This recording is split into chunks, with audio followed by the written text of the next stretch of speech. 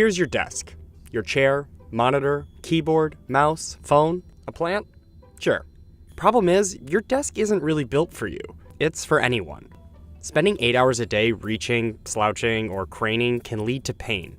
At least that's what Jon Cinkay from the Hospital for Special Surgery says. I do say that every day. So he's here to, well, he can tell you. I'm here to show you how to set up your desk ergonomically so you can avoid pain later on in life. Step 1, adjust your chair. The average desk height is 29 to 30 inches tall. For some, this could be too tall or too short. That's where your chair comes in. The first thing you want to do is adjust the height. When you do, make sure your elbows are bent to 90 degrees. So if a person's feet are not touching the floor, this could become an issue. So we're going to give her a footstool. If you don't have access to a footrest, we recommend using a ream of paper. Step 2 is adjust your monitor.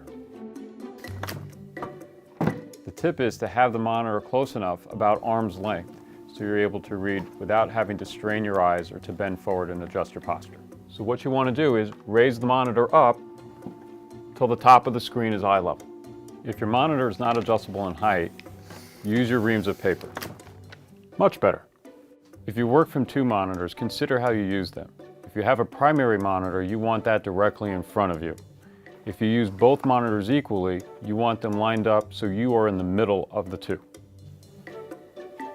For a laptop, you want to use a kickstand to raise the screen up to the proper height. Then you can attach an external keyboard and mouse to it. Step number 3 is to mind your mouse and your keyboard. Where your hands end up is where your keyboard should be. Your mouse should end up right next to your keyboard.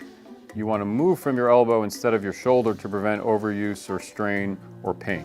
The key is not to reach for your tools. Step 4 is to position your phone. You want to put the phone on your non-writing side so you don't have to cradle it to your shoulder. This could eventually lead to neck pain. If you're on the phone a good portion of your day, you want to consider using a headset. That way your hands are free to write down anything or to type on the computer. Step 5, move.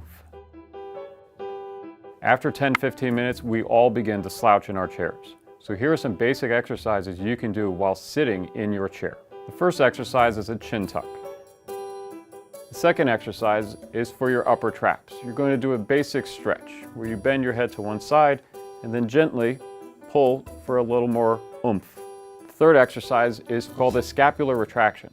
You basically are going to squeeze your shoulders back. The fourth exercise is for your lower back. This is what we call a pelvic tilt. The most important thing you want to do is get up out of your chair every hour. Get up and walk. Get something to eat. Get something to drink. Just get up.